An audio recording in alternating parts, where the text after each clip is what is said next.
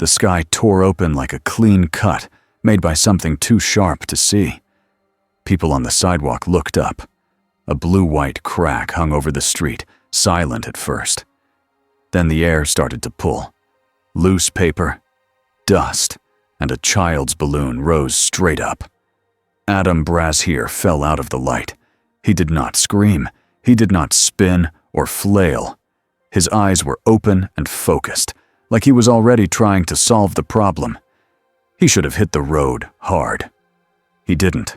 A soft blue glow flashed around him. He slowed in midair. His boot stopped 2 meters above the asphalt, like the ground had become optional. People froze. Phones came out. Someone shouted, "Is that a villain?" Adam's head turned, quick and careful. He took in faces, traffic, buildings, and the strange mix of fear and excitement. The tear above him flickered again, as if it was deciding whether to swallow the city next. Then a new sound cut through everything. A bus horn.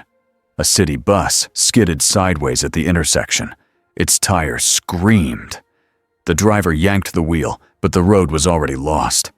The bus slid toward a line of pedestrians trapped between a food cart and a parked truck. Adam's body moved before his thoughts finished.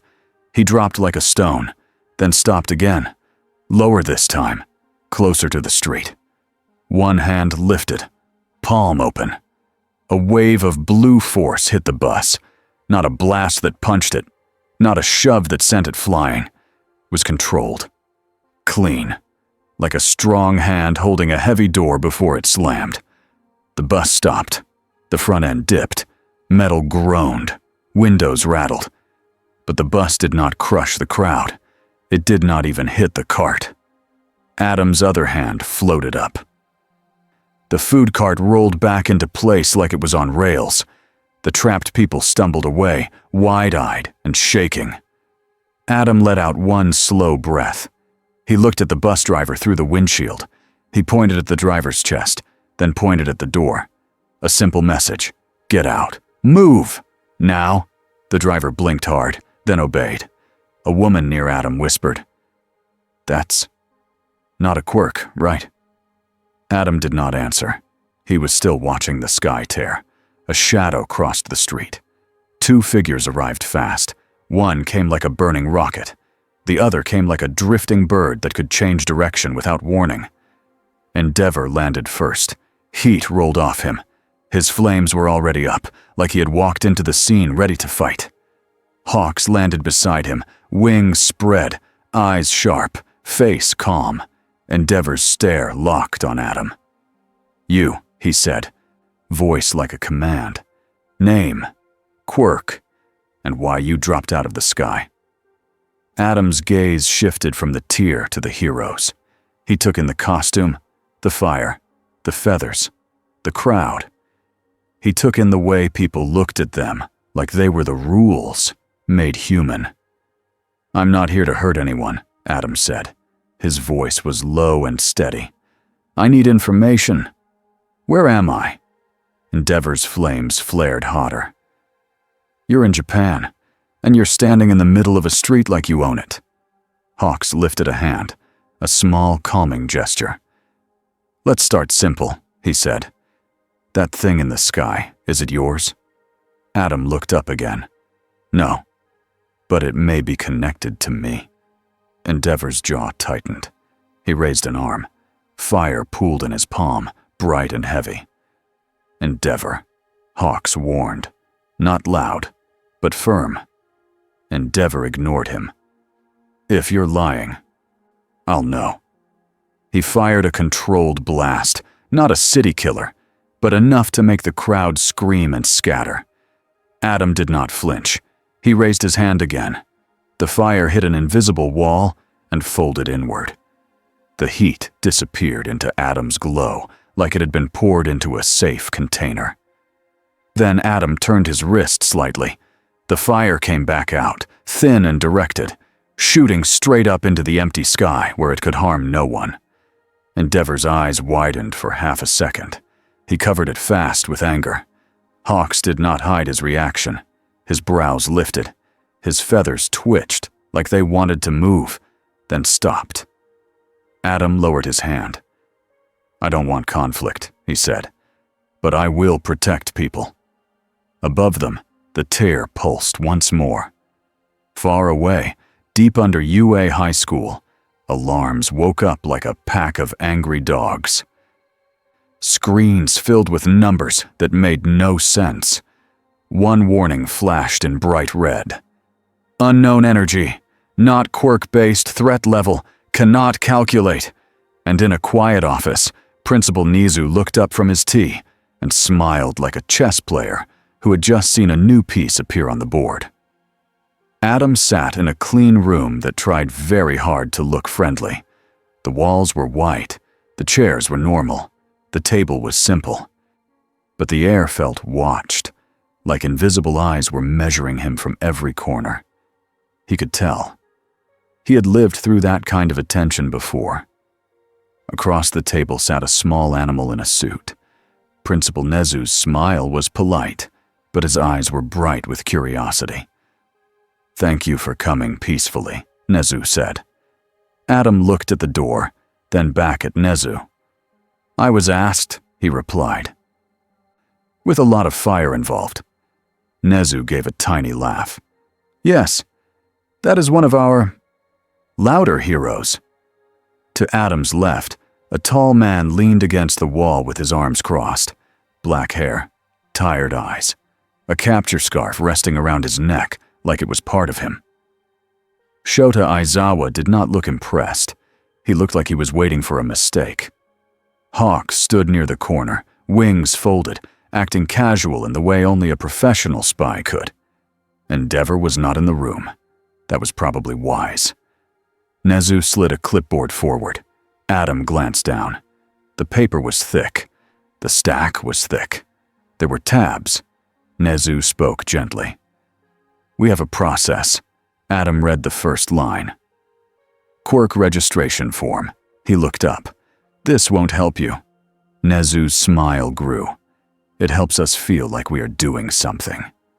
Hawks made a sound that was almost a snort. Aizawa did not smile. "Start talking," he said. "What are you?" Adam did not bristle. He had expected fear. He had expected suspicion.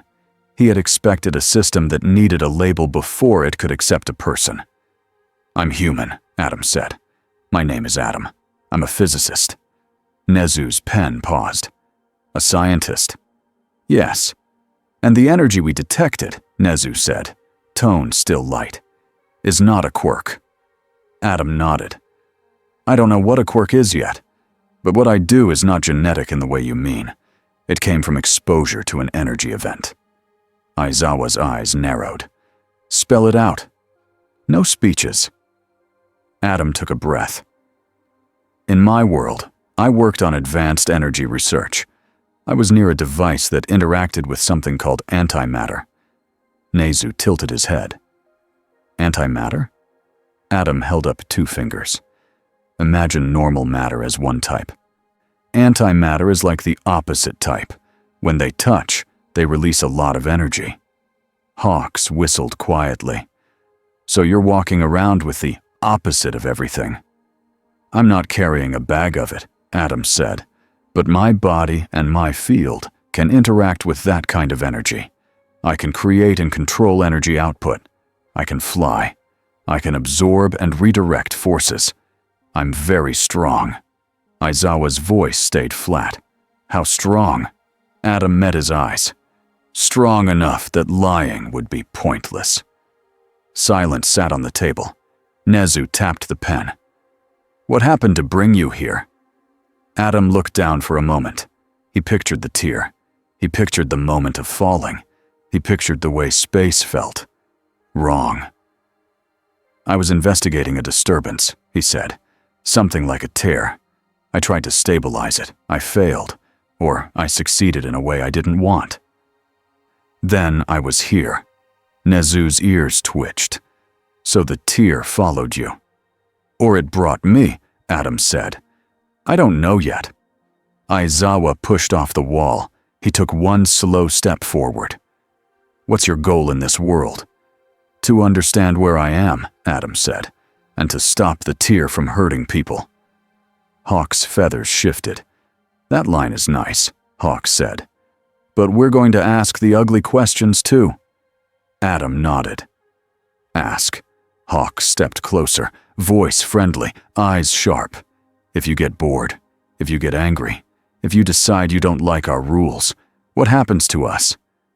Aizawa watched Adam's face like a hawk watched a mouse. Adam did not pretend to be offended. He had been asked worse. I don't enjoy hurting people, Adam said, and I don't need your world to give me permission to do the right thing. But I also understand you have to protect your people. Nezu leaned back in his chair. You speak like someone who has been feared. Adam's gaze softened for a second. Yes. Nezu's smile became smaller, more real. Then you also understand why we fear. Adam nodded once. A door opened behind them. The room's mood changed before anyone spoke. It was not because the newcomer was loud. It was because the air seemed to stand straighter. All Might stepped in. He was in his hero form, broad shoulders, bright smile, and the feeling of hope walking on two legs. Behind him, an assistant shut the door quietly. All Might looked at Adam with open curiosity. Then he bowed his head slightly, respectful. I am All Might, he said. Welcome. I'm sorry your first greeting was a street full of panic. Adam stood. He did not try to match the smile. But his expression warmed. Thank you, he said. You feel like a leader. All Might laughed. I try. Aizawa spoke without looking at All Might. Don't charm him. We still don't know what he is. All Might's smile did not fade. That's fine, he said. We can learn. Nezu slid another sheet across the table. This one looked less like a form and more like a plan. Temporary arrangement, Nezu said. You stay on UA grounds as a guest. Limited movement. Supervised assistance only. Rescue work if needed. No public hero branding.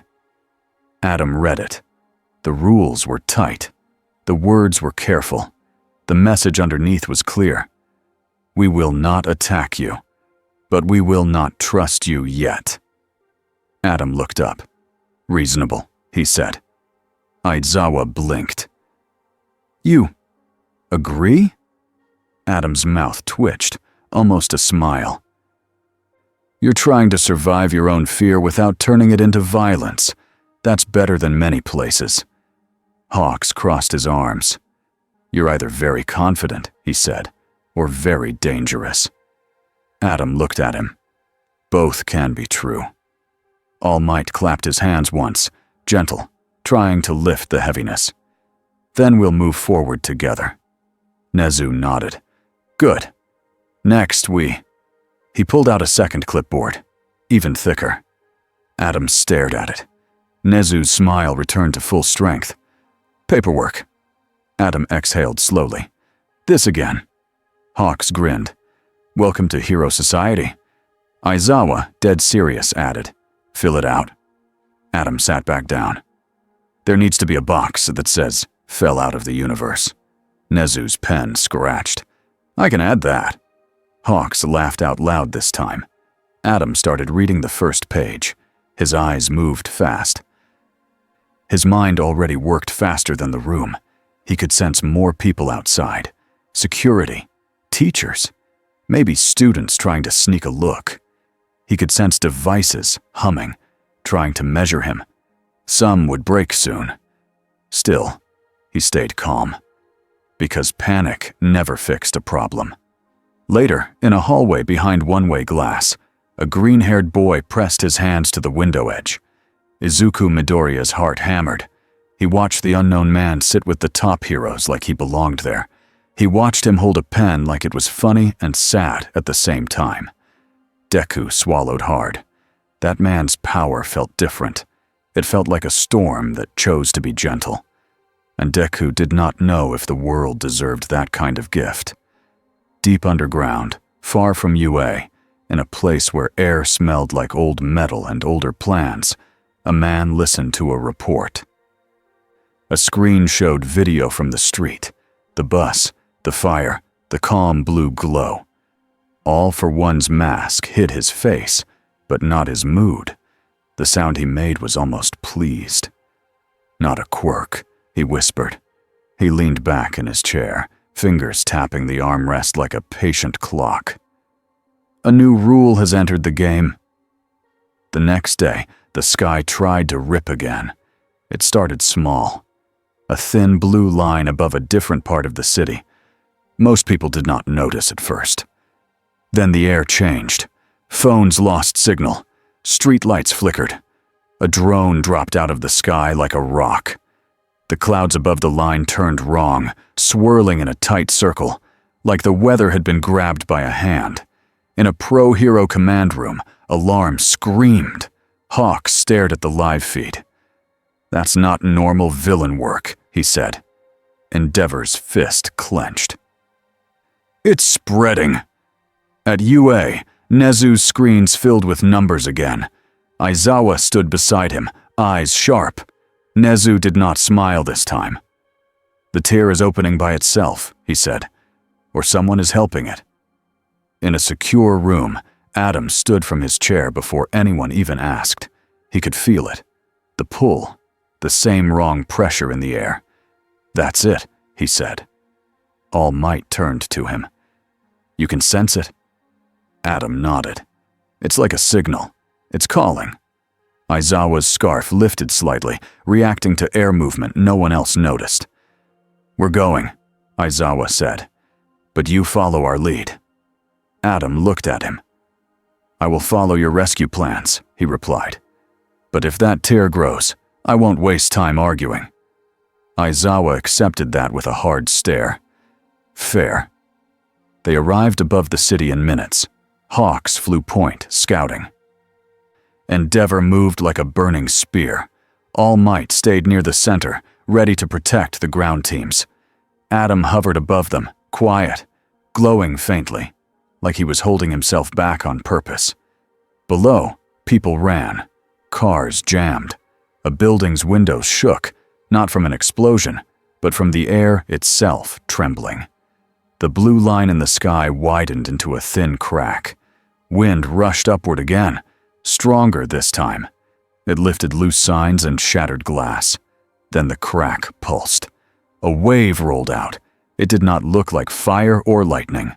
It looked like a clear push that made things fail. A hero on the street tried to use their quirk. Nothing happened. Another hero's power sparked wrong and fizzled. "What?" someone shouted through comms. "My quirk isn't responding." Nezu's voice came through the earpiece, calm but tight. "We are reading interference. This energy is not interacting with quirks like normal." Adam's eyes narrowed. "It's disrupting the local rules," he said. "This tear is not just a hole. It's pressure from two systems pushing into each other." Endeavor barked. "Speak normal." Adam pointed down. "Your powers are getting scrambled near the crack. That makes rescue harder." All Might's jaw tightened. "Then we focus on moving people out." On a rooftop, Hawks's feathers shot out like arrows. They wrapped around fleeing civilians and pulled them away from falling debris. Endeavor blasted apart a collapsing billboard, turning it into smaller pieces so it would not crush the street. All Might leaped, caught a falling chunk of concrete bigger than a car, and threw it into an empty lot. Adam watched the crack. The pull was growing. It wanted more. He lowered his hands and spread his fingers, like a pianist getting ready. A soft blue field expanded around him. The wind slowed. Glass stopped spinning. Loose objects dropped. Not all at once, but in a controlled way, like someone had turned down the world's volume. On the street, people looked up. Some screamed at the glow. Some stopped running, shocked, because for 1 second they felt safe. Aizawa landed on a nearby roof and called out into his comm. Evac routes, stay clear. Keep them moving. Don't crowd the center. A shadow moved through an alley. A man with hands on his face stepped out like he owned the ruin. Tamura Shigaraki. His eyes locked on the crack first, then on Adam. A smile pulled at Shigaraki's mouth, sharp and hungry. "So that's the new thing," he said. He lifted a hand, fingers twitching like he was itching to touch and break. Endeavor saw him and flared hotter. "Shigaraki!" Shigaraki ignored him. His gaze stayed on Adam like Endeavor was a fly. Shigaraki spoke loud enough for the chaos to carry it. "Hey," he called. "Sky Guy, you made this mess?" Adam's voice carried back, calm. "No." Shigaraki laughed. "That's boring." He stepped forward.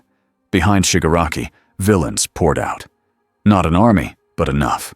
Smoke screens, shock attacks, anything to make the heroes split focus. Hawk swore under his breath. They timed it. All Might moved to intercept the villains. He couldn't let them reach the crowds. Endeavor launched toward Shigaraki, flames roaring. Shigaraki's hand slammed to the rooftop. The roof decayed in a spreading wave. Endeavor had to stop his charge midair.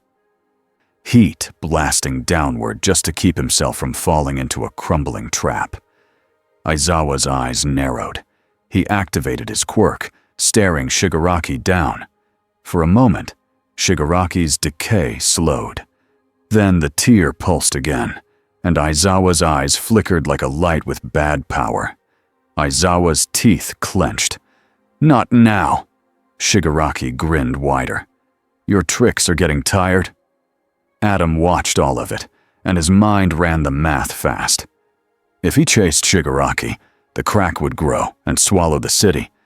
If he focused only on the crack, Shigaraki would kill people on purpose, just to force Adam's hand. So Adam did what he always did. He chose the people first. Adam dropped lower, closer to the street. His field widened. It wrapped around 3 blocks like a dome made of soft blue light. Debris hit it and stopped. A falling street lamp froze mid-swing and gently settled. A car that had started to lift from the upward wind lowered back onto its tires. Civilians stared, then ran again, but now with a clear path. Hawks noticed and used the opening. His feathers guided crowds like moving arrows pointing to safety. "All Might," Hawks called. "We have a window!" All Might nodded once. He crashed down into a group of villains, not to kill, but to scatter them. His punches hit the ground near them, shock waves knocking them off their feet. Endeavor kept Shigaraki busy at range, burning lines across the rooftop to force him back from the edges. Shigaraki's eyes stayed on Adam. He hopped down to a lower building, moving fast, trying to close the distance. "Stop floating and fight me!" Shigaraki shouted. Adam turned his head. His gaze met Shigaraki's. There was no fear in Adam's face. There was something worse for Shigaraki. Pity. "You want attention," Adam said. "I'm not here for your ego." Shigaraki's smile twitched. His anger spiked. "I want to erase this world." Adam's tone stayed even. "Then you're in my way." Shigaraki launched forward, leaping across a gap, hand out, ready to decay whatever he touched. Adam did not back away. He raised 2 fingers. A thin band of blue energy wrapped around Shigaraki's wrist midair, stopping him like a seatbelt catching a crash. Shigaraki's body jerked to a halt, suspended over open air. His legs kicked. His free hand reached out. Adam lifted his other hand. A second band snapped around Shigaraki's ankle. Now Shigaraki hung in the air like a pinned insect, struggling and furious. Endeavor stared. For the first time, his face showed the truth. This was not a normal power scale. This was a different category. Shigaraki snarled, twisting hard. The bands held. He couldn't decay them. There was nothing physical to rot. The tear pulsed again, and Adam's eyes flicked up. The crack widened. The wind surged. It was reacting to stress. or to Shigaraki's presence, or to Adam's field. Adam made a choice. He did not keep Shigaraki hanging there. That would waste time. He swung Shigaraki sideways and slammed him into the side of an empty building, hard enough to crack concrete, not hard enough to turn the man into paste. Shigaraki hit and dropped, coughing, rage boiling. Before he could jump again, Hawks's feathers darted in and pinned Shigaraki's sleeves to the wall like sharp rope. Hawks hovered, breathing hard. "I don't know what you are," Hawks muttered, mostly to Adam. "But keep doing that." Adam did not answer. He had already turned away. The crack was now the real enemy. The tier's edges shimmered. The air screamed in silence. The city's rules were coming apart. Adam rose straight up, climbing toward the crack, his glow brightening. All Might shouted, "Be careful!" Adam's voice came back, steady. "I will be." He reached the crack. Up close, it looked worse. The edges did not just glow. They moved, like space was trying to heal and failing. Adam extended both hands. His field tightened. The wide dome on the city shrank into a focused pressure around the tear itself. The wind resisted. The tear fought him like a muscle cramp in the universe. Adam's jaw tightened. Sweat formed at his hairline. Below, Endeavor watched, stunned. "He's wrestling the sky." Nezu's voice came through comms. "Energy readings are rising fast. If this spikes..." "I know," Adam said. He pulled. The crack narrowed a little. The city exhaled. Then the tear pulsed again, stronger than before. A blue storm poured out. Not water, not lightning. Pure force that made the air feel sharp and wrong. Adam absorbed it. His whole body lit up bright. For 1 second, it looked like he might become the storm. Hawks flinched, feathers bristling. Aizawa's scarf snapped in the wind. All Might set his feet, ready to jump if Adam fell. Adam held it. He controlled it. Then he did the safest thing. He redirected it. A beam of blue-white energy shot straight up from Adam's hands, cutting through the cloud layer and emptying into the upper sky like a controlled release from a reactor. The light lit the city like daytime for a heartbeat. People screamed. Then they went silent, staring. The crack shrank. It did not close. Not fully. But it stopped growing. The wind slowed. Phones buzzed back to life. Light steadied. Adam's glow dimmed slightly as he lowered his hands. He hovered there, breathing slow, like he had just finished lifting something too heavy for anyone else to even touch. Down on the street, a child pointed up and whispered, "He saved us." On a rooftop, Shigaraki laughed through a cough, eyes wild. "So you can do that," he said. Hawk's feathers tightened. "Shut up." Shigaraki's gaze slid past Hawks, toward Adam. "You're not from here," he said, voice low. "And you think you can protect it?" He smiled again, cruel and excited.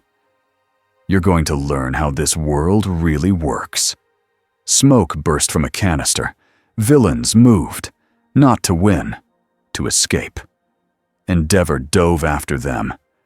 But the streets were chaos, and the cracks after feel still made movements messy. Aizawa blinked hard, eyes stinging. His quirk had flickered too much near the tear. He cursed under his breath. All Might grabbed 2 civilians before they got crushed in the confusion, then looked up at Adam with a heavy respect. Adam landed on a rooftop near them, light fading to a soft halo. Endeavor stepped close, flames low now. His voice was rough. "Who are you?" Adam looked at the crack, then at the city, then at the heroes. "I'm Adam," he said again. "That's enough for now." Hawks opened his mouth, then closed it. He understood the choice. Names were power. Labels were cages. Nezu's voice came through again, softer now. "The anomaly is contained," he said. "For the moment." Adam's eyes stayed on the thin scar in the sky. For the moment, Adam echoed. Far away, in the dark, a screen recorded everything. The beam, the field, the control. All for one listened to the report and felt something like joy. "Good," he whispered. "Now, we know what to build plans around." And in the city, heroes and civilians alike began to realize the same thing in different ways. This new man was not a normal factor. He was a world-changing one. Sirens did not stop for hours. The city looked like it had been grabbed, shaken, and put back down in the wrong place. Glass covered sidewalks like rough ice. Streetlights leaned at odd angles. A few buildings had long cracks running down their faces, like they were tired of holding themselves up. People kept pointing at the sky. The tier was smaller now, but it was still there. A thin blue scar above the clouds. It pulsed once in a while, just enough to remind everyone that it could open again. Adam stood on a rooftop near the edge of the damaged zone. The wind was calm now, but he still felt the pull in the air. It was faint, like a low hum you only notice when the room goes quiet. Below, rescue workers moved through the streets. Pro heroes carried people out of unsafe buildings. Medics checked injuries. News drones buzzed overhead like flies that never got tired. Hawks landed beside Adam, boots light on the roof. His wings were folded, but his eyes were busy. "You kept casualties low," Hawks said. His voice was casual, but it was not a joke. "That matters." Adam's gaze stayed on the sky. It was close. Hawks leaned on a knee-high wall and looked out at the damage. "Everything is always close," he replied. This time, it just happened to be close in a new way. Adam finally looked at him. "People will blame me," Hawks shrugged. "People blame weather. People blame luck. People blame heroes. You're new. That makes it easier." A gust carried a piece of paper across the roof. It stuck to Adam's boot. He looked down. It was a printed form. Someone had blown it up here from below. Hawks smiled slightly. "Don't tell me. They already started." Adam peeled it off his boot and read the header. "Emergency Quirk Incident Report." He stared at it for a long second. "I don't even have a quirk," Adam said. Hawks's smile turned into a real grin. "Tell them that. Then tell them again. Then again tomorrow." Adam exhaled slowly and folded the paper in half like he was trying to make it smaller by force of will. Below them, Endeavor argued with a police chief near a barrier line. His flames were low, but his hands moved like he was still fighting. All Might stood nearby with his arms crossed, calm but firm, like a wall that refused to be pushed. Aizawa appeared at the roof's access door. He walked out with tired eyes and a scarf that looked like it had been through a blender. "You're coming," Aizawa said to Adam. No greeting, no extra words. Adam nodded. "Where?" "UA," Aizawa replied. "Debrief, and you're not disappearing." Adam did not argue. He floated down and followed. On the way, he heard the first big story spin into existence. A reporter stood on a broken sidewalk, camera on, hair perfect, voice loud. "Some call him the Blue Light Man," she said. "Others say he is a new kind of villain. But after today's Sky event, one question is on everyone's mind. Who is he, and can Hero Society control him?" Adam heard it and felt something tighten inside his chest. Control him. Those words had followed him across worlds. UA did not feel like a school that evening. It felt like a command center. People moved fast through hallways. Teachers spoke in low voices. Security doors clicked shut. Monitors showed live feeds and graphs that kept trying to label Adam's energy and failing. Nezu waited in a small meeting room with tea and 3 different stacks of paper. He was calm. That calm was not comfort. It was focus. All Might was there too. sitting in a chair that looked too small for him. His smile was softer than usual. Aizawa leaned against the wall again. Hawk stood near the door like he wanted to leave, but had chosen not to. Nezu motioned to a chair. Adam sat. Nezu slid the first stack forward. Adam did not even look down yet. "Forms," he said. Nezu's eyes shined. "Forms." Hawks coughed to hide a laugh. Nezu tapped the top page. "This is not just paperwork for fun," he said. "This is the system trying to understand you, trying to feel safe." Adam finally glanced at the page. Temporary. Special Individual Oversight Agreement. He looked up. "That's a long way to say, we don't trust you." Aizawa's mouth barely moved. "Correct." All Might lifted a hand. "It's also a way to keep you protected," he said. "This world can be harsh to anyone outside its rules." Adam's eyes narrowed a little. "I noticed." Nezu's tone stayed polite. "We have a Hero Public Safety Commission. They will want a decision. They do not enjoy unknowns." Hawks shifted his weight. "That's an understatement." Nezu folded his hands. "We want to avoid panic. We also want to avoid conflict between you and our institutions." Adam leaned back slightly. "So you want me to stay quiet?" "We want you to stay careful," Nezu replied. Aizawa cut in. "And we want to know what happens if you decide you're above our laws." Adam's gaze moved to Aizawa. "You keep asking that like you think it's a normal outcome." Aizawa did not blink. "I plan for normal and for worst case. Both save lives." All Might's voice lowered. "And I believe in people, including you." Adam held All Might's gaze for a moment. There was something familiar in it. A man who carried a whole world's expectations and did it with a smile anyway. Adam nodded once.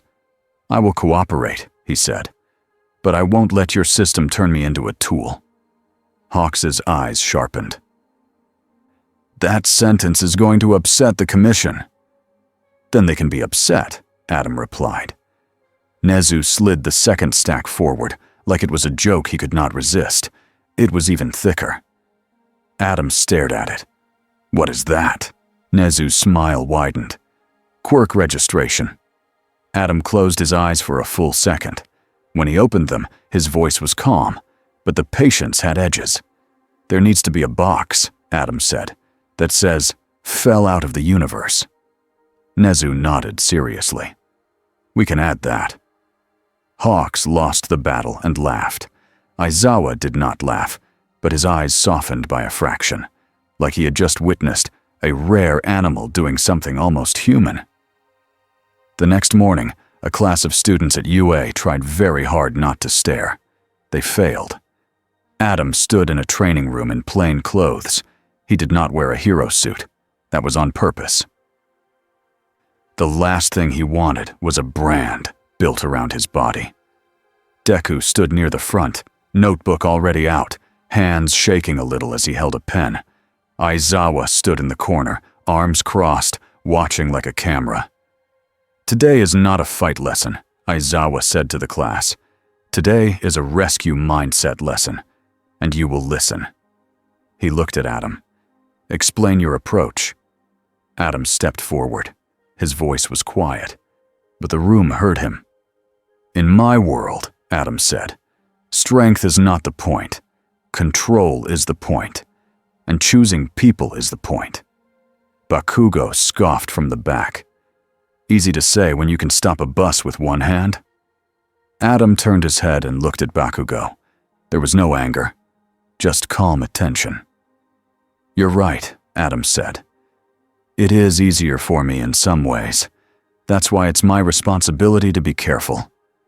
Bakugo frowned. Thrown off by the lack of a fight, Adam continued. "But control is not only about power level, it's about choices. If you can blast a wall, you can also choose not to blast a wall if there are people behind it." Some students nodded. Some looked annoyed.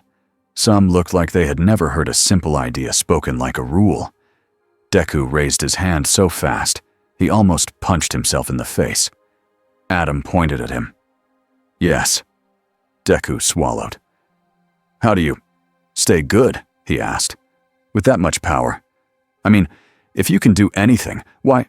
He stopped, cheeks red, trying to find the right words. Adam's expression softened. That question, Adam said, is the right question. He looked around the room. Power does not make you good. Power makes you loud. It makes your choices matter more. He paused, then said it in a way even a child could understand. I stay good by picking a rule and not breaking it. People first. Pride last. Deku wrote that down like it was gold. Aizawa watched Adam's face, searching for lies. He did not find any. That did not mean he trusted, but it meant something. After class, as students left, Deku stayed behind. Adam was looking out a window at the thin scar in the sky. It was visible even here, faint but clear.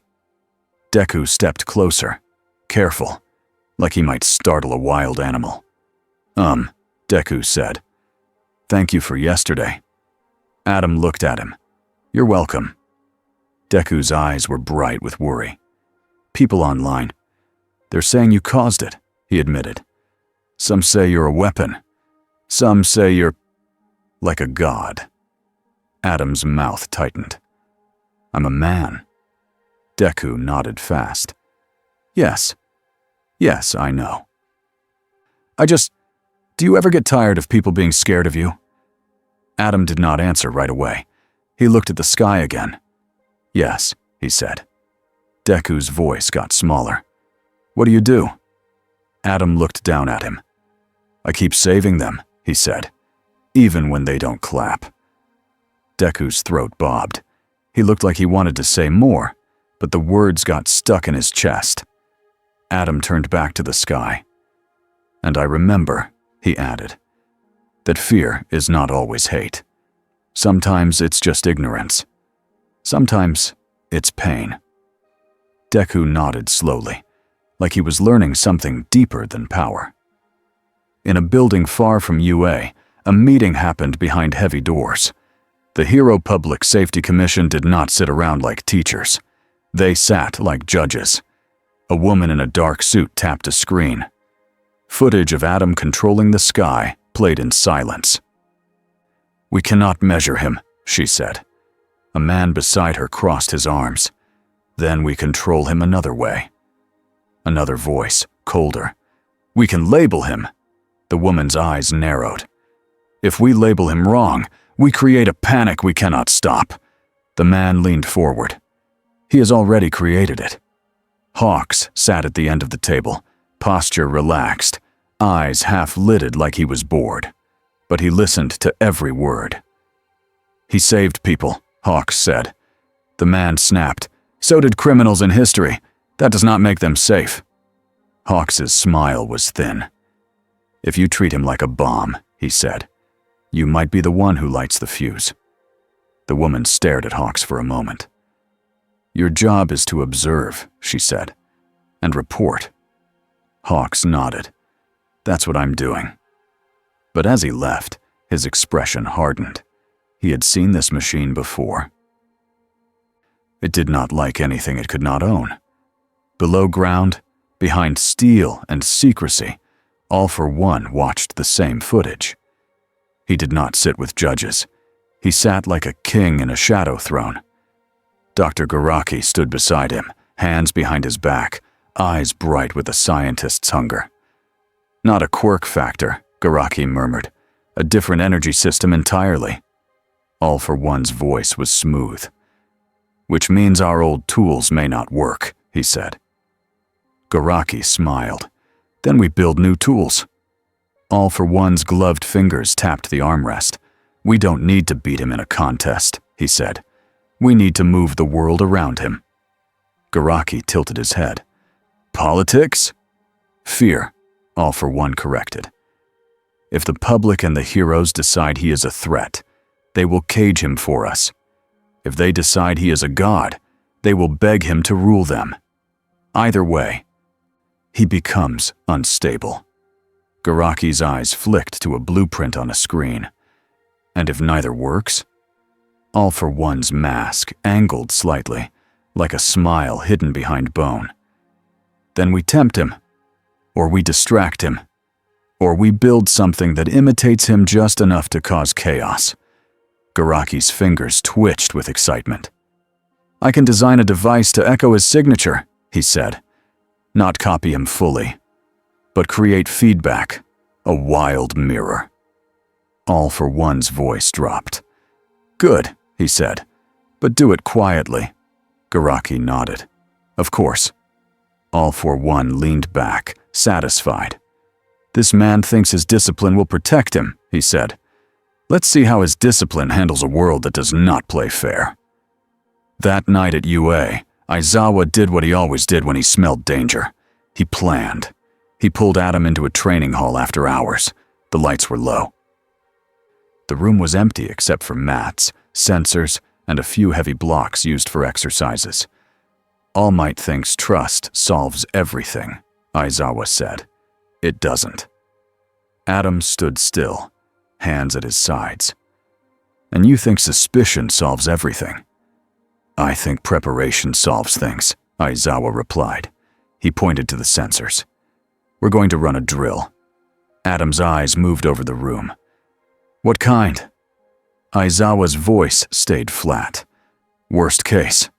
You lose control, or you get mind-controlled, or you decide we're in your way. Adam did not flinch. He nodded once. Aizawa paused, just for a beat. You're agreeing? Adam's tone was calm. If I were your student, you would do the same, he said. If I refuse, you trust me less. If I agree, you get data. That helps your people. Aizawa stared at him. For a moment, he looked tired in a different way. Fine, Aizawa said. Then show me how you stop yourself. Adam stepped onto the mat. I don't have a magic off switch, he said. But I have habits, rules, anchors. He lifted a hand, and a small blue glow formed. It was gentle, like a light bulb. He let it fade. Control starts small, he said. If you only practice power when you're angry, you will only have power when you're angry. Aizawa didn't answer. He watched. He recorded it in his mind. When the drill ended, Aizawa spoke one sentence. You're not careless? Adam nodded. No. Aizawa looked away. That's good, he said. It's also what scares me. Nezu stayed up late. He did not do it because he was afraid. He did it because his mind refused to sleep, while a new mystery sat in his school, like a parked meteor. He replayed the energy logs from the tear. He compared them with older data from strange quirk events, singularity theory papers, and black market tech seizures. A pattern formed, not perfect, not complete, but real. The tear's pulse timing was too clean, too rhythmic, like a machine was tapping the universe on purpose. Nezu's eyes narrowed. He sipped his tea. Someone is triggering it, he whispered. He opened a new file. One name sat inside his thoughts like a needle. Garaki. Nezu did not have proof yet, but he had a direction, and directions became plans. He called Aizawa and All Might before sunrise. Then he called Adam. We have work, Nezu said. Adam's voice was calm on the other end. Good, he replied, because that tear won't wait for your forms. Nezu smiled, even now. Yes, he said, about the forms. Adam sighed. Of course. And somewhere in the dark. All for One felt the board shift just slightly. The game was becoming personal. Adam liked labs. He liked the honest quiet of machines that did not care about status or fear. Machines did not whisper behind your back. Machines either worked or they did not. This lab was not his, but it had a familiar shape, tools on shelves, monitors on walls, a smell of clean metal and warm plastic. Mei Hatsume bounced into the room like she had been shot from a cannon. "Okay," she shouted. "So you're basically a walking science explosion?" Adam blinked. "That's not. And the sky rip is like a big science explosion," Mei continued. "So if we build a science box, we can read the science explosion." Nezu sat on a stool, watching her with amusement. "Her vocabulary is unique," he said. Aizawa stood near the door, arms crossed, prepared to stop Mei from strapping anything to Adam's head. All Might stood farther back, trying to look relaxed and failing. Adam looked at the whiteboard full of Mei's drawings. There were arrows everywhere. There were stick figures with capes. There was a big square labeled Sky Rip Cage. Mei pointed at it like it was art. "This will be our baby," she said. Adam frowned. "Don't call it that," Mei gasped. "How dare you? It's already my baby." Nezu cleared his throat. "The concept," Nezu said, "is a controlled measurement field, a way to read the tier without feeding it." Adam nodded. "Yes. We need a stable frame," he said. "Something that can sense the energy gradient without pushing back too hard." Mei squinted. "Explain like I'm 5. Adam paused. Then he spoke simply. "If you poke a bruise, it hurts," he said. "We need to look without poking." Mei's eyes lit up. "Oh, like using a camera instead of a finger." "Exactly," Adam said. Aizawa's voice cut in. "And where are we doing this?" Nezu tapped a map on a screen. "An old coastal research site," he said. "Isolated. Strong structure. Easy to evacuate. Minimal civilians." All Might's smile was polite. "Also far from the students," he added. Aizawa nodded. "Good." Adam looked at the map. He felt the tears pull again, faint but real. "We don't have much time," Adam said. Mei slapped a device onto the table. It was about the size of a lunchbox and covered in wires. "I made a sensor," she declared. Adam stared. "That was fast." Mei grinned. "I'm fast." Nezu leaned closer. "What does it do?" Mei puffed her chest. "It measures his glow." Adam's jaw tightened. "It's not a glow," he said. "It's glow," Mei repeated, louder. Like that settled it. Hawks walked in mid-argument, wings half open. He looked around, amused. "I leave for one day," Hawks said, "and you're building a cage for the sky." Nezu sipped tea. "Not a cage," he said. "A window." Hawks's eyes flicked to Adam. "Commission is nervous," he said. "They want you to sign something that says you won't leave UA without permission." Adam stared at him. "We are leaving UA right now." Hawks lifted a hand. "I know," he said. "That's why I'm telling you." Aizawa spoke without humor. "Let them be nervous. People might die if we wait." Hawks's smile returned, thin and sharp. "Don't worry," he said. "They'll complain after you save everyone." Adam watched the heroes and the principal and the inventor move around him. A team, a complicated one, a worried one, but trying. He could work with that. The coastal site sat on a rocky edge of land, surrounded by gray water and wind. It looked abandoned from far away. Up close, it looked like it had been left in a hurry. Old signage, faded warnings, doors reinforced long ago and never used again. Adam floated down onto a concrete platform and felt the hum of the place. Mei dragged cases off a transport truck, muttering happily to herself about babies and beautiful danger. Nezu arrived with a small staff team and a laptop bag that looked too small to hold his brain. Aizawa and Hawks swept the area, checking corners and roofs. Endeavor arrived last, flames low, eyes sharp. "I'm here because you'll need heat containment," Endeavor said. Mei squinted at him. "Also because you're jealous," she said. Endeavor ignored her. Adam didn't. "Thank you," Adam said to Endeavor. Endeavor's eyes flicked to him. The thanks did not fit Endeavor's usual world. He grunted anyway. "Just do your job?" Adam nodded. "Same." They moved inside. The main chamber was huge, like a hangar. In the center was a reinforced circular platform. Old rails ran across the floor. There were anchor points in the concrete. May clapped her hands. "Perfect!" she shouted. Her voice echoed.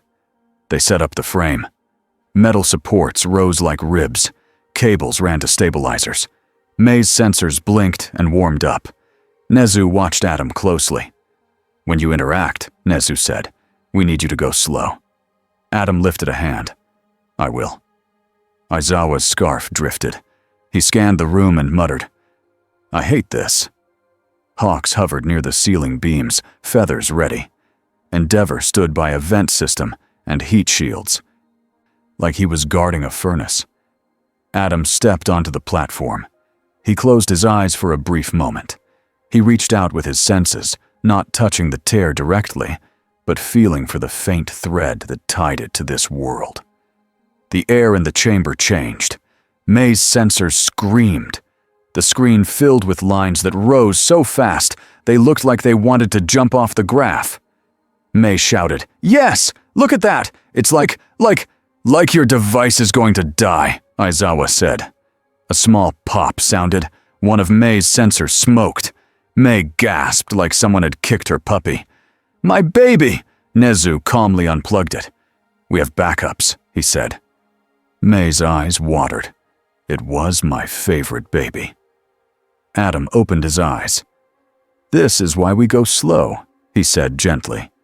Then Hawks's voice crackled in everyone's earpieces. "Company," Hawks said.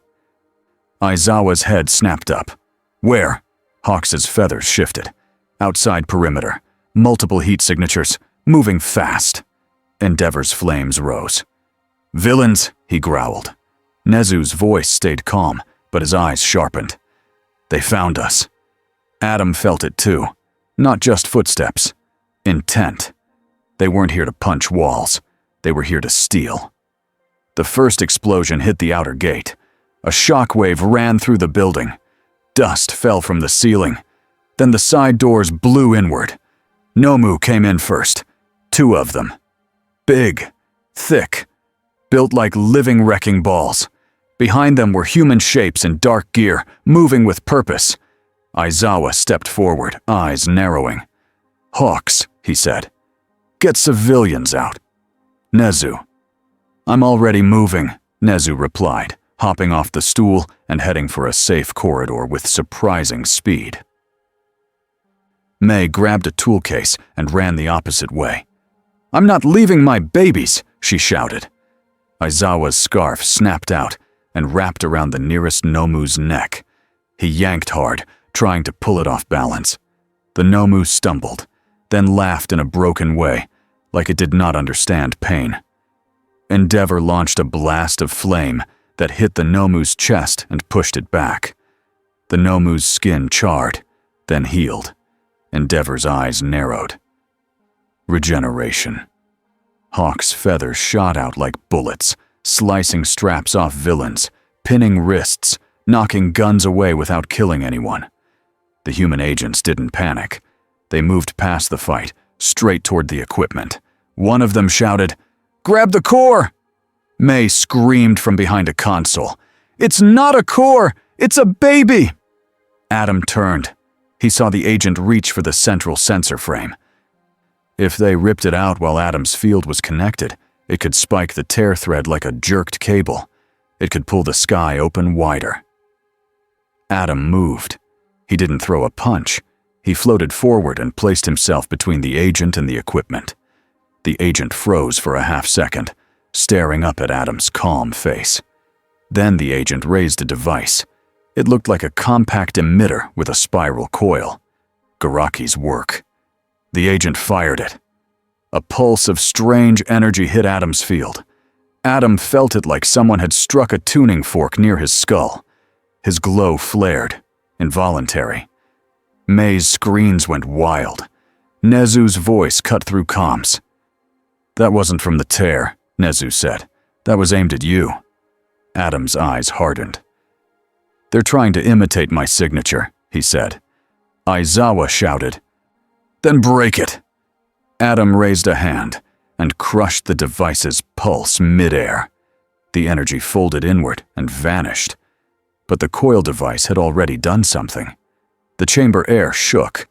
A low sound began, like a storm starting inside a bottle. Above the platform, a ball of blue distortion formed. Not light. Not smoke. It looked like the air was bending. Then it grew. It fed on the leftover pulse, on the tiny thread to the tear, on the strain in the room. Mai stared, eyes huge. That's not my baby, she whispered. Nezu's eyes were sharp now. That is feedback, he said. A wild mirror. The ball pulsed. A wave rolled outward. Lights flickered. Radios crackled. Aizawa's eyes stung as his quirk wavered for a second. Endeavor's flames guttered, then roared back. Hawks's feathers twitched like they had been grabbed by static. The Nomu stumbled, confused, then got angry again. Adam felt it most clearly. The ball was not his power, but it was shaped like it. A broken echo, a dangerous one. The villains had done it on purpose. They had brought a problem that only Adam could fully handle, while also trying to steal the tools that would help him handle it. Smart. Cruel. Adam lifted both hands. The ball pushed back. It grew a little more. It did not have a mind, but it had behavior. It wanted energy. It wanted imbalance. It wanted to keep tearing. Endeavor shouted, "What is that thing?" Adam's voice stayed steady, but the room could hear the strain. It's like a storm made from the wrong kind of math, he said. It's feeding on the interaction. Aizawa snapped. Explain after. Stop it now. Adam nodded. He expanded his field around the ball carefully. Not too tight. Not too loose. He tested the pressure like a scientist touching a hot surface with the back of his fingers. The ball resisted, then tried to slip past his field. It rolled toward the ceiling beams like it wanted to escape into the open sky. If it got outside, it could interact with the tear more directly.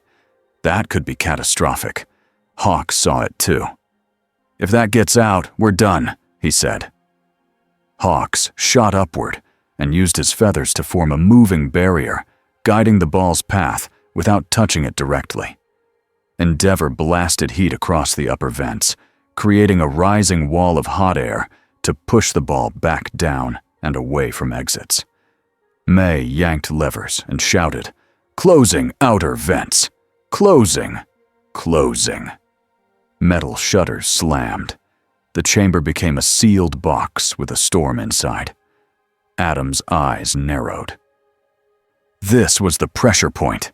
He could crush the ball with raw force, but if he did it wrong, the release would tear the building apart.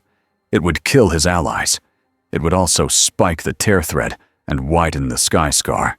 So he did the harder thing. He split his focus. He kept a stabilizing hold on the tear thread in the background, like holding a heavy weight without letting it drop. Then he shaped his field around the ball in layers. A soft outer layer to keep it from escaping. A tighter middle layer to compress it. A precise inner layer to control its pulses. Sweat rolled down his temple. His glow brightened. Not for drama, but because the energy had to go somewhere while he worked. Aizawa watched from below, eyes locked on Adam, jaw tight. He could not erase that ball. He could barely keep his own quirk stable under the interference. So he did what he could do best. He protected the weak points. His scarf snapped out and grabbed one of the human agents trying to reach the control consoles. He slammed the agent into the floor hard enough to stop them, not hard enough to kill them. Stay down, Aizawa growled. The agent tried to crawl anyway. Aizawa stepped on the agent's wrist and pressed down. I said stay down. Endeavor crashed into the second Nomu with a blazing shoulder, driving it away from the equipment and toward an empty corner. Over here, Endeavor roared, pulling its attention. The Nomu obeyed like a monster that only understood challenge. Hawks kept rescuing. He cut wires. He knocked weapons away. He dragged Nezu's staff team to safety. Nezu stayed behind a half wall with a laptop. Eyes moving fast, fingers typing. He wasn't fighting bodies. He was fighting data. He watched the ball's pattern. He watched the coil device's signal. He watched the tier thread's response. His mind clicked. "This is not random," Nezu murmured. "This is tuned." May peeked from behind a console, hair wild. "I hate tuned," she whispered. Adam tightened his field. The ball shrank. It fought back, pulsing harder, trying to spike outward. Adam lifted one hand higher. The ball slowed. He compressed it again. Now it was the size of a car, then a desk, then a large backpack. It still pulsed, but the pulses were smaller, contained. Adam's breathing stayed steady, but his shoulders were tense. Hawks shouted, "You're doing it!" Adam didn't answer. He was counting. Timing. If he released the wrong way, it would snap back. He needed a safe place to dump the extra energy. He looked up. There was only one place that could take it without killing anyone. Straight up. But the building was closed. May's eyes widened as she followed his gaze. "No," she said. "Not my roof." Adam spoke into comms. "Open one vent," he ordered. "The smallest top vent. Now." Ma froze. "That vent is," Aizawa shouted. "Do it!" Ma yelped and hit switches. A small top hatch opened with a loud clank. The wind screamed as outside air rushed in. Adam lifted his hand and guided the compressed ball toward the opening, like he was moving a heavy object through a narrow doorway. The ball resisted, trying to smear against his field and expand. Adam tightened his grip. His glow flared. The ball slid upward, closer to the hatch. Endeavor, still battling the Nomu, saw the danger and jumped, blasting heat along the ceiling near the hatch to keep the ball centered. "Move!" Endeavor yelled. Adam pushed. The ball rose through the hatch and shot into open sky like a released balloon. For one heartbeat, it hung there above the facility, pulsing in the open air. Then Adam did the last step.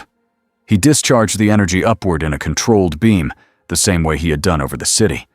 The light flashed across the clouds.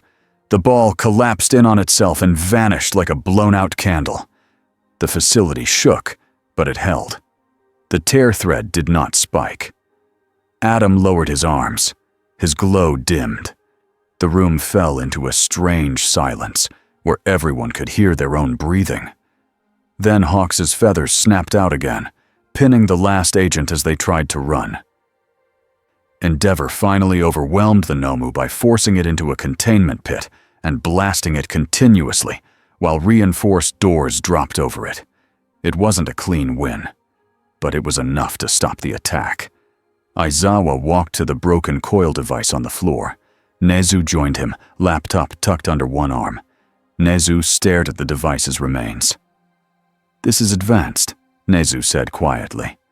Aizawa's eyes narrowed. "Who made it?" Nezu's voice was calm, but the edge was real now. "Someone who studies quirk singularity," he said. "Someone who believes the future is a problem of scaling." He looked up at Adam. "And someone who is now building plans around you." Adam wiped sweat from his brow and looked at the sky. The tear scar was still there, faint but present. He could feel it again, the low hum. And now he could feel something else too. Attention. Like a mind in the dark had looked up and smiled. May crawled out from behind her console and pointed at the wrecked sensor frame with a trembling finger. "They stole pieces," she said, voice cracking. "They took my babies." Nezu's eyes softened for a moment. "We have enough," he said. "And what they took may not help them the way they think." Hawks landed beside Adam and lowered his voice. "You just fought a storm made to mess with you," Hawks said. "And you did it without flattening the whole coastline." Adam's eyes stayed on the sky. That wasn't the hardest part, he said. Hawks blinked. What was? Adam looked back into the chamber, at the forms on a clipboard someone had dropped during the chaos. People will say this happened because I'm here, Adam said, and they will be partly right. Aizawa's voice cut through, blunt as ever. So what? Adam met his eyes. So they'll want to lock me up, Adam replied, or use me. Aizawa didn't deny it. Yes, he said. Then, after a small pause, Aizawa added something rare for him. But you didn't run. Adam's jaw tightened. I don't run from people who need help, he said. Nezu's phone buzzed. He checked it, and his ears twitched. The commission is calling, Nezu said. They want immediate answers. They want control. Hawks rolled his eyes. Of course they do. Nezu looked at Adam. And I have one more piece of news, Nezu said softly. The pulse pattern from the tear. It matches data tied to singularity research. This is not just a random sky wound. It is connected to our world's quirk future. Adam stared at him. So your world was already heading toward a breaking point, Adam said. Nezu nodded. Yes, he replied. And now you've arrived at the exact moment someone decided to push. In the distance, the sea wind carried the sound of helicopters and sirens coming late. The villains were gone. Not defeated. Not finished. Just gone, with stolen parts and new data. Adam looked at the horizon. He felt the tear hum. He felt the world's fear rising like a tide. And for the first time since he arrived, Adam understood something clearly. This wasn't just a rescue problem. This was a future problem. And he was now standing in the center of it. 2 weeks passed, but the sky did not forget. The blue scar stayed there like a thin scratch on glass. Some mornings, it looked faint. Some evenings, it pulsed. Just once, like it was breathing. UA tried to return to normal. That meant classes, patrol schedules, training. And, for Adam, more paper than he had seen in any lab. He sat in Nezu's office with a pen in his hand and a stack of forms in front of him that looked tall enough to qualify as a small building. Nezu sipped tea. If it helps, Nezu said, I also hate these. Adam stared at a page. Hero activity disclosure, quirk, usage, limits, emergency contacts. He tapped the paper once. This is like trying to measure the ocean with a spoon, he said. Nezu smiled. That is a very good metaphor, he said. Then he added quickly. A simple one.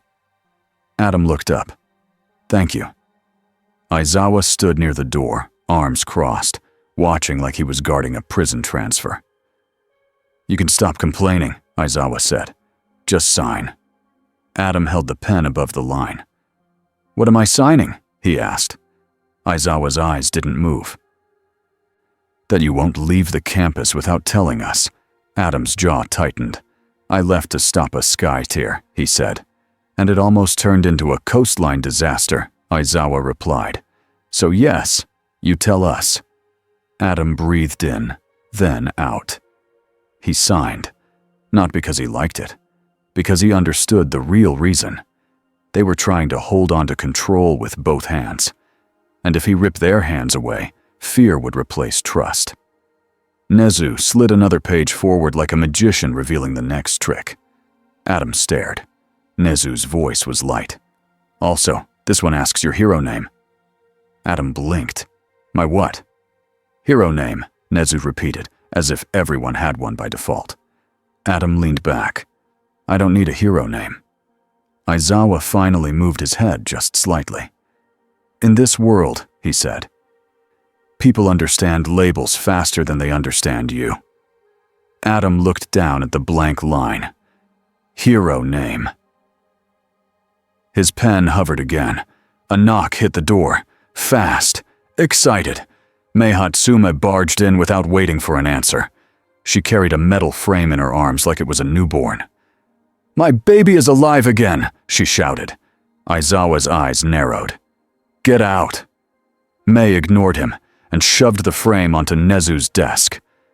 I rebuilt the sensors you said were enough, she said, making air quotes so hard her gloves squeaked. Now, they are more than enough. Nezu looked pleased. Wonderful. Adam's eyes followed the frame. He could already tell the design was smarter. The parts were safer. Mei had learned from the attack. Mei leaned close to Adam, eyes sparkling. Also, I made you a badge, she whispered like it was a secret. Adam blinked. A badge. Mei pulled out a small clip-on tag. It read, Adam. Not a quirk, probably. Adam stared for a long second. Then, against his will, he let out a short laugh. It surprised even him. Mei grinned like she had won an award. See? Branding. Adam slid the badge back toward her. No, he said. But good effort. Aizawa muttered. This place is a circus. Nezu sipped tea. A well-run circus, he corrected. Outside, the school bell rang. Classes were starting. And Adam had made a promise, not to become their weapon, but to help. So he stood, clipped Mei's ridiculous badge onto his shirt anyway, and followed Aizawa to the training hall. The training hall was bright and open, with lines on the floor and safety walls around the edges. Students gathered, whispering. Some were excited, some were nervous. Bakugo looked annoyed before anything even happened. Deku stood in front with his notebook, like it was glued to his hands. Adam stepped onto the mat. He did not glow. Not yet. He raised his voice just enough for the room. We are not doing combat today, he said. We are doing control. Bakugo's eyes narrowed. Control is boring. Adam looked at him. Control is what keeps people alive, Adam replied. He pointed at a training dummy on the floor. That dummy is a person, he said. If you blast it, you fail. If you move it safely out of danger, you pass. Some students shifted, confused. Deku's eyes lit up. Rescue training, he whispered, riding fast. Adam demonstrated first. He walked toward the dummy. Then he made a small blue field, only the size of his hands. The dummy lifted 2 centimeters. Adam moved it gently, like he was carrying a sleeping child, and set it behind a barrier. He turned back to the class. This is the level you practice, he said. Not your maximum. Bakugo scoffed. That's easy for you. Adam nodded. Yes, he said. That's why you should do it too. You don't get credit for being loud. A few students snickered. Bakugo's face reddened, but he didn't explode. Not yet. All Might watched from the side, arms crossed, smile soft. He looked proud, also worried, in a way he tried to hide. Aizawa watched like always. His eyes tracked every movement Adam made, especially the ones Adam didn't mean for anyone to notice. After training, Deku approached again. This time he didn't shake as much. Mr. Adam, Deku said, then corrected himself quickly. Sir. Adam held up a hand. Just Adam. Deku nodded hard. Adam, he said. I wanted to say something. Adam waited. Deku looked down at his notebook, then up again. People at school are talking, he said. Some are scared. Some think you're like All Might. Adam's gaze flicked to All Might, then back. I'm not, he said. Deku swallowed. But you're trying, he said. You're trying to do the right thing even when everyone is suspicious. Adam's expression softened a little. Yes, he said. Deku hesitated. Do you ever miss your home? He asked. Adam's mouth tightened. That question hit deeper than Deku realized. Yes, Adam said, honest and plain. Deku's eyes filled with sympathy. Then, if you find a way back, he said carefully, will you leave? Adam looked at the sky through the window. The scar was faint today, still there. I don't know, Adam said. Deku nodded. like that was a fair answer. Adam looked back down at the boy. "But I will not tear this world apart to go home," Adam added. Deku's shoulders relaxed, like a knot had finally loosened. "Thank you," Deku whispered. Adam nodded once. "You're welcome." He watched Deku walk away, and he felt something he hadn't expected. Not comfort, not peace. Purpose. It was smaller than a universe, but it was real. The Commission did not care about small purpose. They cared about control. Hawk stood in a clean conference room with people in suits who looked like they had never bled in the street. A screen showed graphs of the tears' pulses. Another screen showed Adam, frozen midair in a video clip, light spilling off him. A woman in charge spoke without warmth. "This individual is a hazard," she said, "and an opportunity." Hawks kept his face neutral. "He's also saved more lives in 2 weeks than most heroes do in a year," he said. A man across the table leaned forward. "Then he should be grateful," the man snapped. "We can give him legal status, a license, protection, a place. In exchange, we get oversight." Hawks's smile was small. "And if he says no?" The woman's eyes narrowed. "Then we consider him uncooperative." Hawks leaned back slightly. "So your plan is," he said slowly, "force him into a corner and hope the corner doesn't break." The woman tapped her pen. "Your job is to deliver him," she said. Hawks's eyes stayed calm. "My job is to keep Japan from turning into a crater," he replied. He stood. "I'll pass the offer," Hawks said. "I won't promise the outcome." As he left, he felt the same old problem, a system that feared what it couldn't own. And a man in a school who refused to be owned. Hawks sighed. This was going to get ugly. That night, Nezu called Adam to his office again. The tea was there. The papers were there. The energy monitors were there too, showing the scar's small pulse every few hours. Nezu spoke first. "The Commission wants you to sign a long-term agreement," he said. Adam's eyes narrowed. "An asset contract," Adam guessed. Nezu's smile faded slightly. "Yes." Adam sat down. "I won't," he said simply. Nezu nodded. "I expected that."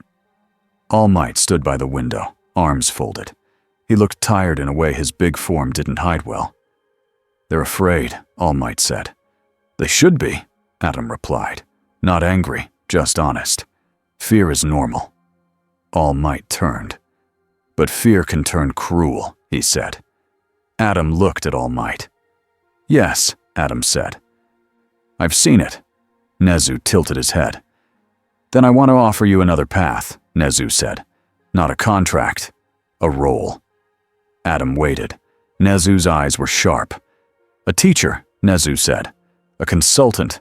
A guard for the tear problem. Not a public symbol. Not a government tool. Just a steady hand." Adam thought about the students, the rescue drills, Deku's question. Then he thought about the scar.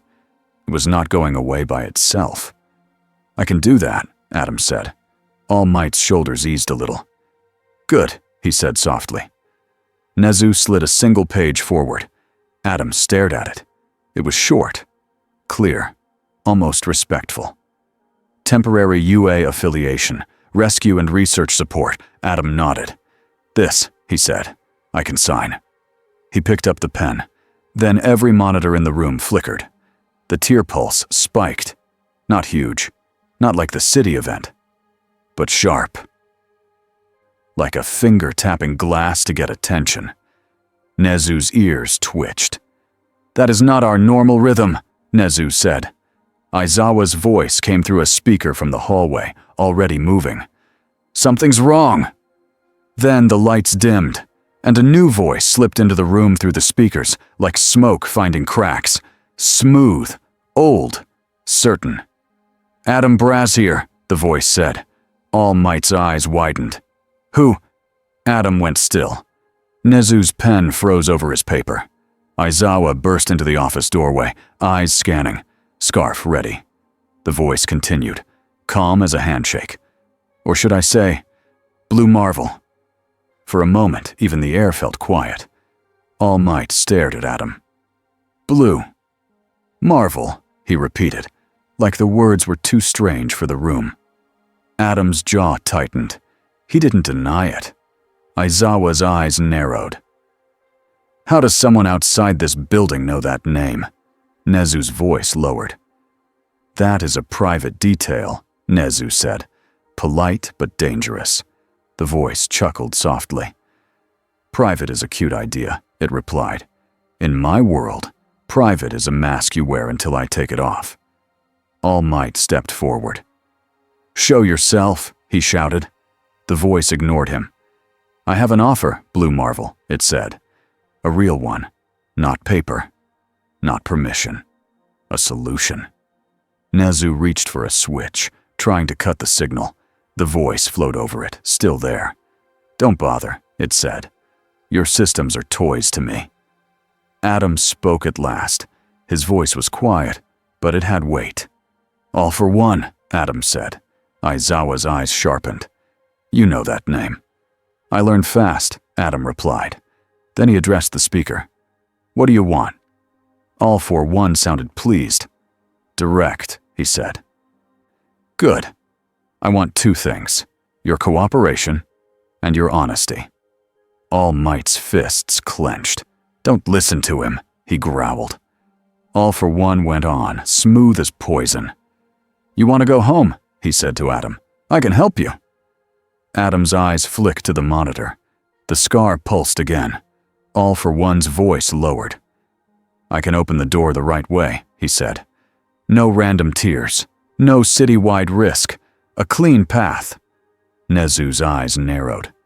You caused the pulses, Nezu said. You've been pushing the scar. All for one laughed quietly. I've been testing it, he said. Learning the new rules. Thanks to my doctor, I even built a lovely little echo of your energy. Adam's hands curled slowly into fists. All for one's tone became almost friendly. Imagine it, he said. You go home. This world loses its problem. Everyone is happy. Aizawa snapped. And what do you get? All for one answered without shame. The data, he said. A new doorway. A way to reach beyond quirks. Beyond this small planet. Beyond any cage. All Might stepped closer to Adam. He's lying, All Might said. All for one's voice sharpened slightly. I'm not lying, he said. I'm offering. There's a difference. Then, like a blade sliding into place, he added, or you can refuse. And I can show this world what happens when blue marvel becomes the reason their sky breaks. Nezu's eyes went cold. Threats, Nezu said. Motivation, All for one corrected. Adam stared at the monitor, then at Nezu's paper, then at All Might. He could feel what All for one was doing. He wasn't trying to win with strength. He was trying to win with pressure, with fear, with the world's reaction. Adam spoke, slow and clear. If you can open a clean path, Adam said, prove it. All Might's head snapped toward him. Adam! Adam lifted a hand, stopping him gently. Prove it, Adam repeated. All for one's voice became warmer. Gladly, he said. The scar in the sky pulsed again, harder. Nezu's monitors screamed with warnings. Aizawa's scarf lifted as the air pressure changed. Then, on the screen, a camera feed from downtown lit up. A new crack formed above the city, smaller than before, but active. And below it, civilians ran. All for one's voice purred. I'm not a patient teacher, Blue Marvel, he said. Meet me, alone, or watch your new world bleed while you sit with your forms. The signal cut. The room stayed still for one beat. Then All Might moved. We're going, he said. Adam's eyes stayed on the screen. He wants me isolated, Adam said. Aizawa nodded. Yes, Nezu's voice was sharp. And he wants the public to connect the tear to you, Nezu added. Adam breathed out, slow. Then we don't give him either, Adam said. All Might looked at him, surprised. Adam turned to All Might and Aizawa. We go together, Adam said, but we go smart, and we keep people safe first. Aizawa's eyes narrowed. Agreed, he said. All Might nodded. Plus ultra, he said, voice firm. Adam didn't smile, but he moved with them. The city was chaos again, but smaller, tighter. This time, it wasn't a wide storm. It was a focused event. A crack above a business district, pulsing like a wound that kept reopening. Below it, villains moved through crowds like sharks through fish. Not random villains. Organized. They weren't trying to conquer the city. They were trying to make a stage. Hawks was already there. Wings spread, guiding civilians out of the danger zone. Endeavor was there too. Flame walls up, blocking streets and forcing people into safe routes. Aizawa landed on a rooftop and scanned fast, searching for the real threat. All Might arrived with a gust of wind, face set. Adam hovered above them, glow faint. He felt the cracks pull, and under it, he felt something else. A device, an echo. Garaki's work again. A new ball of distortion formed near the crack, but this one was anchored. Stabilized by tech, not wild like before. It was like someone had built a storm machine and pointed it at the sky. Aizawa's eyes narrowed. There, he said, pointing. That's the source. A group of Nomu guarded it, their bodies thick and scarred, their eyes empty. Human agents stayed behind them, hands on switches. And on a rooftop farther back, a figure stood watching. Not in a suit, not with cameras, just standing like he owned the view. Tamura Shigaraki. He looked thinner than the first fight, but more focused. His eyes were sharp and mean. He lifted a hand and waved, mocking. All Might growled. Shigaraki. Shigaraki's grin widened. Hey, he called. Blue Light Man, your sky is breaking again. Adam's jaw tightened. He didn't answer Shigaraki. He studied the device. He studied the crack. He studied the civilians running. Then he made a choice. He dropped lower, closer to the streets. A blue field spread over the evacuation paths, steady and clear. Debris stopped. Panic eased slightly because the air itself felt safer under his control. Hawks noticed and shouted, "That helps! Keep it!" Endeavor barked orders to side teams. "Move! Now! Don't stop!" Aizawa moved toward the device, scarf snapping, eyes burning as he forced his quirk to stay active even under interference. He locked his gaze on a Nomu. For a moment, the Nomu's movement slowed. Then the crack pulsed, and Aizawa's eyes flickered again. Aizawa cursed. "Not enough," he muttered. All Might launched forward anyway, smashing into the first Nomu and driving it back with pure force. The street cracked under the impact. The Nomu flew into a wall and slid down, then started to stand again. Regeneration. All Might's eyes narrowed. "Then I'll keep you busy," he growled. Adam rose toward the crack and the device. Shigaraki moved too, leaping rooftop to rooftop, angling toward Adam like a hunter chasing prey.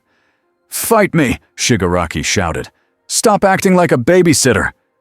Adam's voice stayed calm. "People first," he said. Shigaraki's face twisted. "I hate that," he hissed. He launched. His hand reached for Adam's field. Adam snapped a band of blue energy around Shigaraki's wrist again. It stopped him midair. Shigaraki snarled and tried to twist free. This time, Adam didn't slam him into a building. He looked at Shigaraki and spoke, clear and cold. "You keep trying to make this about you," Adam said, "but you're not the center of anything." Then Adam redirected Shigaraki's momentum and whipped him sideways into an empty rooftop water tank. The tank exploded in a burst of water and metal. Shigaraki crashed and rolled, coughing, furious. He stood again fast, dripping, hands twitching. He was stubborn, dangerous, but still not Adam's main problem. The crack pulsed harder. The device below whined like it was overheating. Nezu's voice came through comms from UA, monitoring. "The echo device is feeding the tear," Nezu said. "If it reaches critical—" "I know," Adam replied. He dropped to the rooftop, where the device sat behind the Nomu line. The human agents raised weapons and fired. Bullets and darts hit Adam's field and fell harmlessly, clinking onto the roof like coins. Adam didn't attack them. He stepped forward and lifted his hand. Their weapons bent and folded, metal turning soft under pressure, then falling apart. The agents stared, shocked. Adam spoke to them like they were people, not targets. "Leave," he said. "Now!" Some hesitated. Then one agent, braver or more afraid, slammed a switch. The device spiked. The crack widened by a meter. Wind yanked upward. A car alarm screamed below as the air shook. Civilians cried out. Adam's glow brightened instantly. He expanded his field and pressed it against the crack, holding it. It was like holding a door shut while someone on the other side tried to kick it open. His muscles tensed.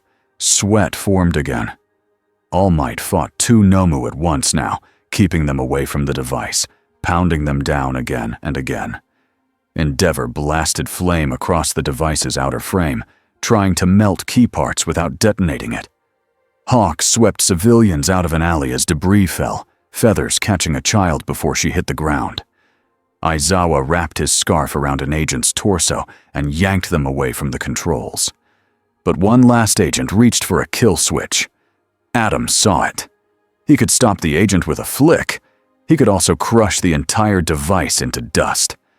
But if he crushed it wrong, the stored feedback could explode upward into the crack. So Adam did the harder thing again. He spoke, loud enough for the rooftop team to hear. "Aizawa," Adam said, "get the hands off the controls." Aizawa didn't ask why. He moved. Adam looked at Endeavor. "Heat the outer ring," Adam said. "Evenly. Not a blast." Endeavor's eyes narrowed. "Don't order me." Then he saw Adam's face. Not arrogance. Focus. Endeavor grunted. "Fine." He lowered his flames and shaped them like a controlled furnace, heating the ring. Adam looked down at the device and reached into it with his field. Not smashing. Not ripping. Separating.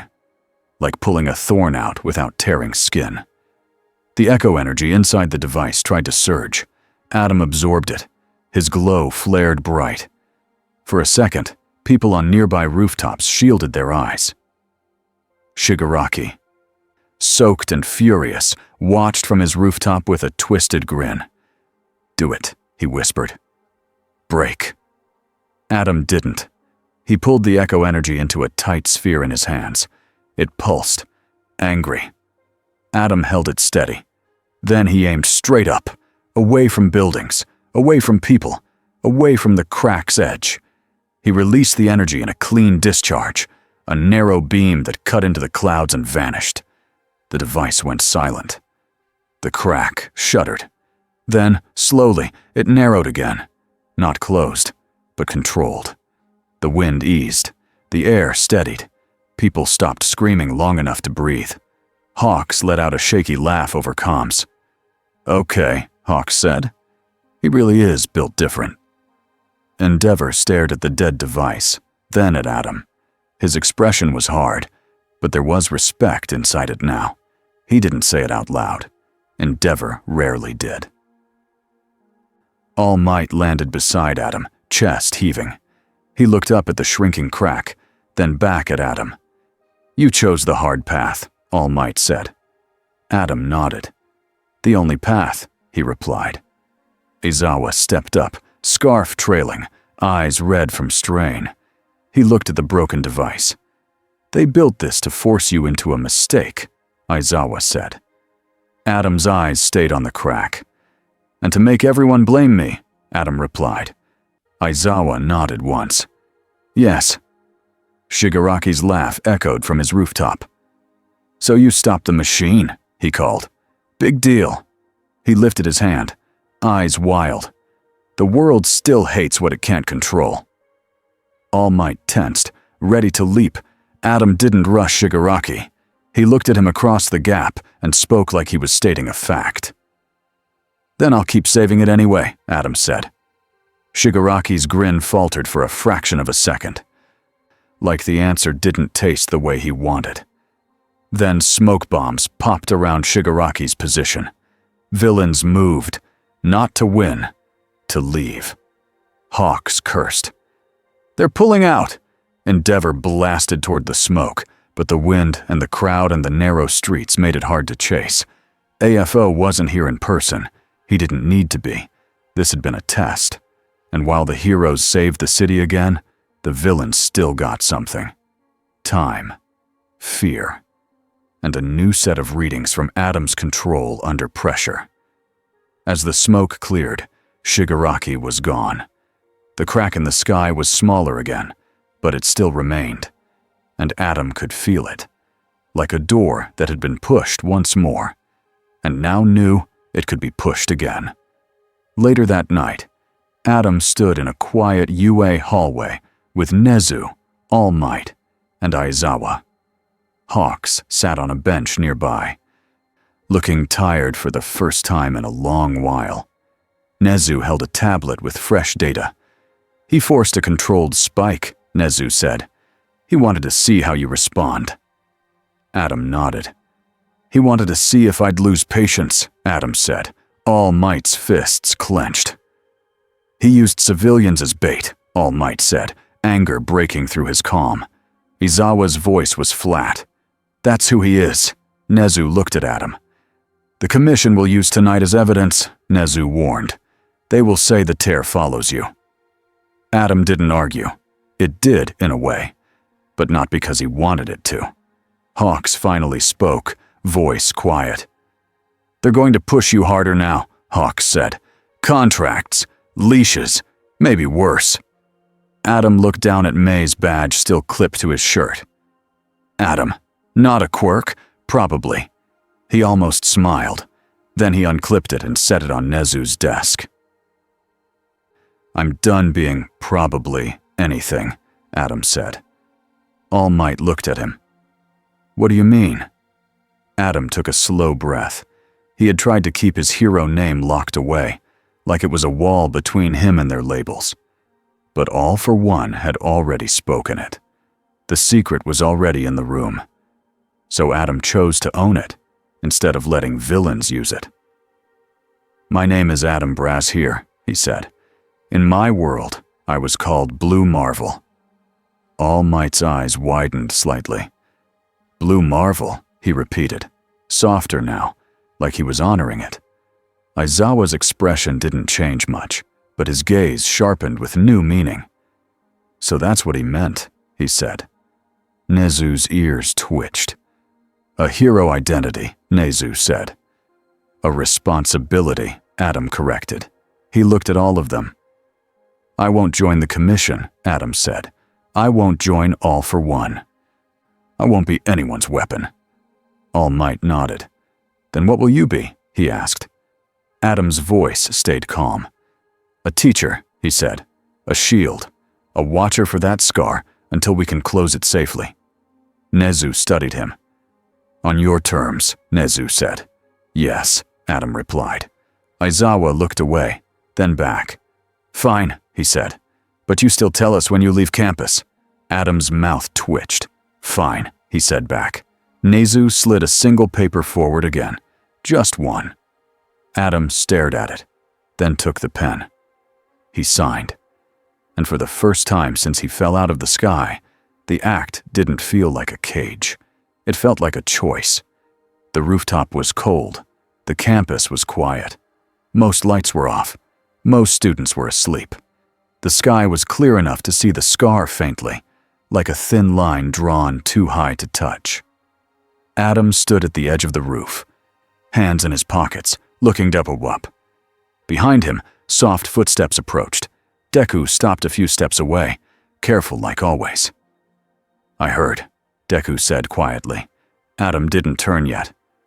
About my name, Deku nodded. Blue Marvel, he said. The word sounded big in his mouth. Adam finally turned. It's just a name, he said. Deku shook his head. No, he said. Names mean something. They're like promises. Adam stared at the boy for a moment. Then he nodded once. Yes, he said. They can be. Deku pulled something from his pocket and held it out with both hands. It was a single page, torn neatly from a notebook. On it, in careful handwriting, was a list. Things I learned from Adam Brashear. People first control is power. Fear is loud, but it is not always right. You can be strong and still be kind. Adam took the page. His throat tightened slightly. He hated that it did. He had faced cosmic storms without blinking, but a child's honest words still hit him. Thank you, Adam said. Deku smiled, small and tired. Thank you, he replied back. They stood side by side and looked at the sky. Far away, a news broadcast played in someone's dorm room. A reporter spoke about the blue hero and the sky scar. People debated, people argued, people feared. And somewhere in the dark, someone planned. Adam didn't need to hear it to know it. The world had changed. Not because he wanted it to, because he existed in it now. Adam folded Deku's page carefully and put it into his pocket like it was fragile. Then he looked up at the scar again and spoke softly, more to himself than anyone. I'll save people first, he said. The universe can wait. The scar pulsed once, not like a threat, like an answer. And the night went on.